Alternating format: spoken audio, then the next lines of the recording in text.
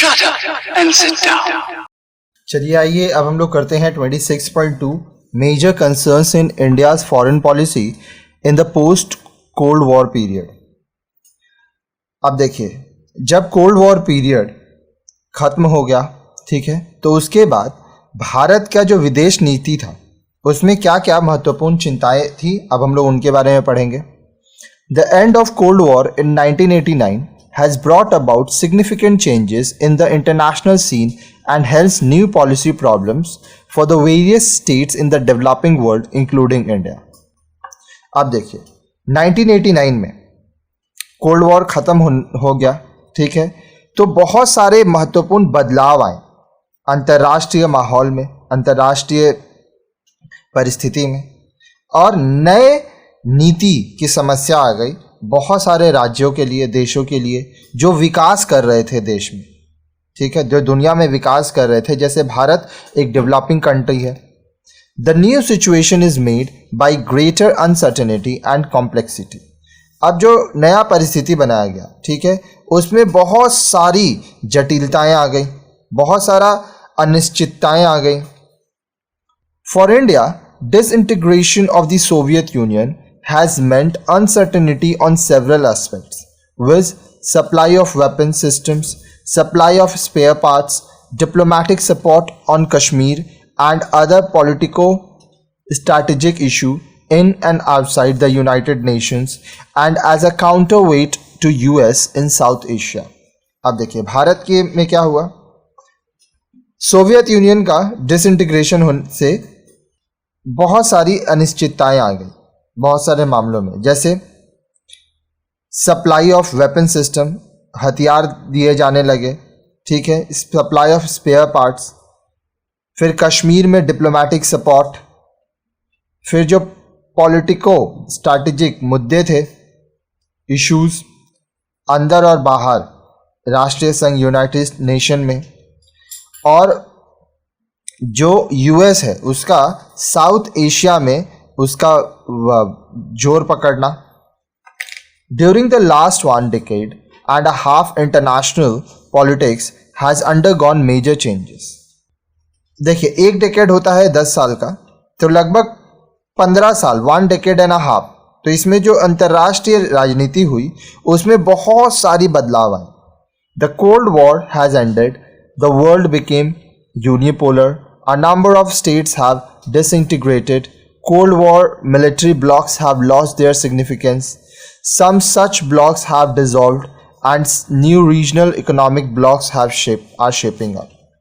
अब देखिए cold war खत्म हो गया, ये जो दुनिया है वो पूरा एक हो गया। पहले बाइपोलर था, दो में बढ़ गया था दुनिया, अब एक हो गया। बहुत सारे जो राज्य हैं वो डिसइंटीग्रेटेड हो गए, जो पहले एक दूसरे के संग जुड़े हुए थे, ठीक है, जो एक साथ थे वो अलग अलग हो गए। कोल्ड वॉर के समय जो मिलिट्री ब्लॉक्स था, ठीक है, उनका महत्व खत्म हो गया।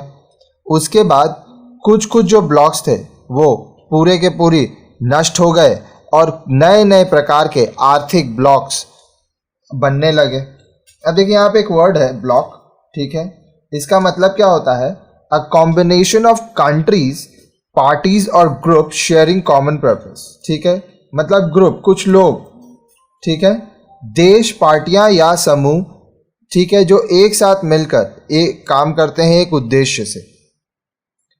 Globalisation have given rise to new set of problems such as terrorism, money laundering, proliferation of weapons, global warming etcetera. अब देखिए ग्लोबलाइजेशन आया, तो ग्लोबलाइजेशन के वजह से नए नए प्रकार के समस्याएं आने लगे, जैसे आतंकवाद, टेररिज्म। फिर यहाँ पे एक वर्ड है मनी लॉन्ड्रिंग। मनी लॉन्ड्रिंग का मतलब क्या होता है, काले धन का को वैध बनाना, मतलब जो गलत तरीका से पैसा कमाया गया है उसको सही तरीका कर देना, जिसको जो गैर कानूनी होता है। फिर प्रोलिफरेशन ऑफ वेपन्स, मतलब हो गया हथियारों का प्रसार, ठीक है, बहुत लोगों तक हथियारों पहुंचाया गया। ग्लोबल वार्मिंग, पूरा दुनिया जो है वो गर्म हो रहा है, ठीक है। ग्लोबल वार्मिंग का मतलब क्या होता है? A gradual increase in the overall temperature of the Earth's atmosphere, generally attributed to the greenhouse effect caused by increased level of carbon dioxide, chlorofluorocarbons and other pollutants.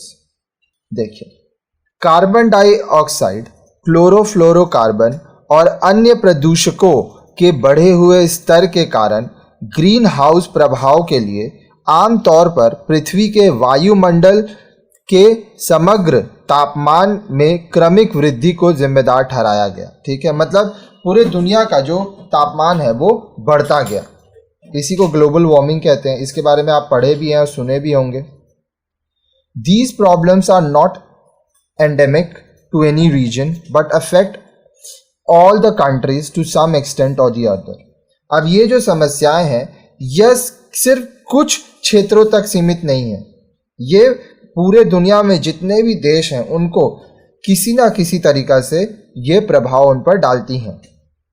This has forced many nation states which were hitherto enemies to cooperate with each other to solve problems such which are universal in nature. अब इस वजह से बहुत सारे ऐसे राष्ट्र, ठीक है, बहुत सारे ऐसे देश जो कि आपस में दुश्मन हैं, लेकिन इस मामले में वो लोग एक दूसरे के साथ मिलकर काम करने लगे ताकि यह जो समस्या है, जो पूरी दुनिया की समस्या है, उनको ठीक किया जा सके। In this changed international scenario, it has become imperative for the UN to restructure and reform itself if it is to effectively respond to emerging challenges. अब यह जो अंतर्राष्ट्रीय जो परिस्थिति है इसमें जो बदलाव आया, तो जो यूएन है, राष्ट्रीय संघ, उसको क्या है, उसको कदम उठाना पड़ा ताकि वह एक ऐसी संरचना कर सके, ये बदलाव कर ला सके कि जो नए नए प्रकार की जो चुनौतियां आ रही हैं उनको सही तरीका से संभाला जा सके। Militancy in Kashmir has emerged as the foremost challenge to our foreign policy. अब देखिए, हमारी जो विदेश नीति है, ठीक है, वहाँ पर एक बहुत बड़ा ये चुनौती हो गया कि हम लोग जो कश्मीर, वहाँ पे जो मिलिटेंसी है, ठीक है, वहाँ पे मिलिटेंसी का मतलब क्या होता है? आतंकवाद, ठीक है, ये कश्मीर में बहुत बढ़ गया। Pakistan and the Western countries blamed India for the violating human rights and denial of rights to self-determination. अब देखिए, पाकिस्तान और जो पश्चिमी देश हैं वो भारत को ब्लेम करने लगे, उस पर इल्ज़ाम लगाने लगे कि वहाँ के लोग जो मानव अधिकार है इसका उल्लंघन करते हैं, ठीक है, लोगों को उनका अधिकार नहीं मिलता है। Gradually India brought the situation under control. Bharat ये जो परिस्थिति है इसको अपने नियंत्रण में आस्ते आस्ते ले आई। Because of the Kashmir dispute, India's relation with Pakistan sharply deteriorated.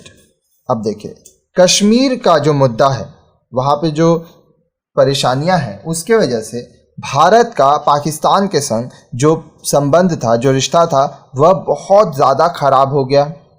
India accused Pakistan of fanning trouble through cross-border terrorism in Kashmir and other parts of the country. Bharat जो है वह पाकिस्तान पर इल्ज़ाम लगाने लगा, पाकिस्तान को मुलजिम ठहराने लगा कि पाकिस्तान बॉर्डर से आतंकवाद को कश्मीर में बढ़ावा देता है और हमारे देश के कई हिस्से में वह आतंकवादी घटना करता है। India conducted nuclear weapon test in 1998 followed by Pakistan's test. 1998 में भारत न्यूक्लियर वेपन टेस्ट किया था, ठीक है, पाकिस्तान के टेस्ट के बाद Pakistan resorted to further mischief by secretly sending its soldiers into Kargil in order to cut off the Kashmir Valley from the rest of the India. अब पाकिस्तान क्या किया, वो और भी गलती किया, गुप्त तरीके से वह कारगिल में अपने सेना को भेज दिया ताकि वो कश्मीर को भारत से अलग कर पाए। India handled the challenge firmly and effectively. Bharat ने इस चुनौती को बहुत ही अच्छे तरीके से, बहुत ही कठोर तरीके से, ठीक है, दृढ़ता से इस युद्ध का सामना किया. Now, engaging Pakistan in a constructive and composite dialogue process remains a challenge to India's foreign policy because there is a great deal of push from the United States.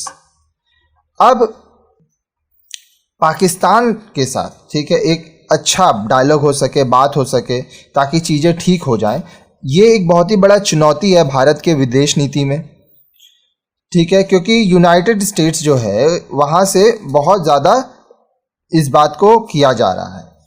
Spread of terrorism to corners beyond Kashmir is a challenge as well as opportunity for our foreign policies nowadays. अब देखिए, कश्मीर से आतंकवाद को हटाया जाए, ये एक बहुत बड़ा चुनौती है और यहाँ पर ये अवसर भी है कि हमारा जो विदेश नीति है उसके लिए. India is interested in forming anti-terrorism कोalition with as many countries as possible.